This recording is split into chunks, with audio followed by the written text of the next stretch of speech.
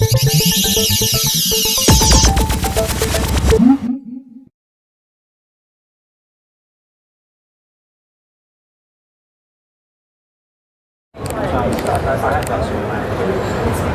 I'm outside the new Leica store in Mayfair, London, with Brett from Leica to look at the new Leica M9 launched today. This is the successor to the M8, obviously. It features an 18 megapixel CCD sensor specifically designed by Kodak exclusively for this camera, and it's a full frame sensor. The camera, like previous Leicas, is a solid magnesium alloy, in this case body, with solid brass and top and base plates, extremely well made.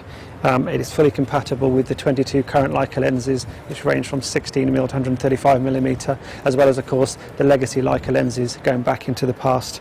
And it says on the back there, it is a 2.5-inch, 230,000 pixel LCD screen. But of course, these are just the headline features, and Brett is going to talk us through the camera. Brett's been using the camera and tell us a bit more about it. Thank you. So how does it differ from the M8 to start with? How does it differ from the M8? The main option on this is full frame sensor. This allows us to go back to the classic focal lengths, the angles of view that we're used to, 35, 50, 90, classic set. The body is the same essential shape as M8, no change there. The main differences are in the options in the firmware, and this gives the user a lot more options. One I particularly like is the ISO option, where we can scroll through and choose ISOs, half stops, and there's also a pull 80. And what is the ISA range on the camera? We're going from 160 to 2500 with half stops and with a pull 80 option on there as well, which is new. So the camera is a 0.68 rangefinder. We've got 28mm to 135mm in pairs.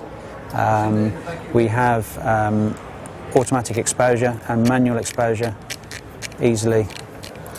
And what's the shutter speed range on it? We're going from 4,000th down to 32 seconds, and that is essentially the same shutter as the M8.2. Right. And the flash sync speed is 1/80th? It's 1/80th. And the differences with the shutter release now, there is a standard mode, there is a discrete mode, and there is also a discrete and soft mode, which gives a softer and more immediate release of the shutter from the finger there. Exposure compensation here is available within the set menu.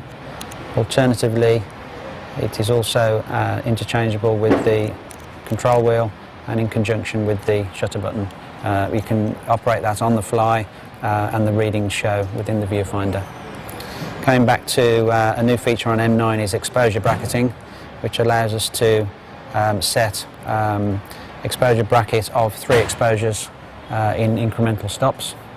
And finally, on this section, the set user profile now is customizable. There are 4 options, including snapshot profile, which has now left the top of the camera and gone into the menu here, and these options here you can name to suit.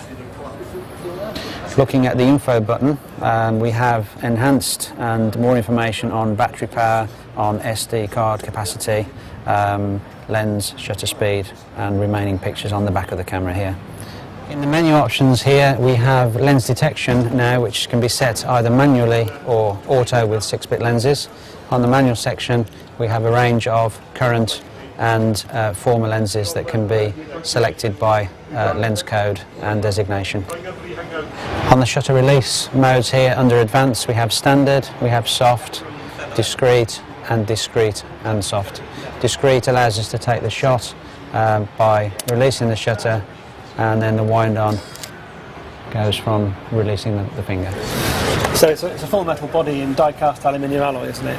Yes, brass top plate and bottom plate available in steel grey and black paint. So that's the Leica M9, and it's available today at a recommended price of £4,850, body only, including VAT, that's correct? That's correct. Okay, thank you.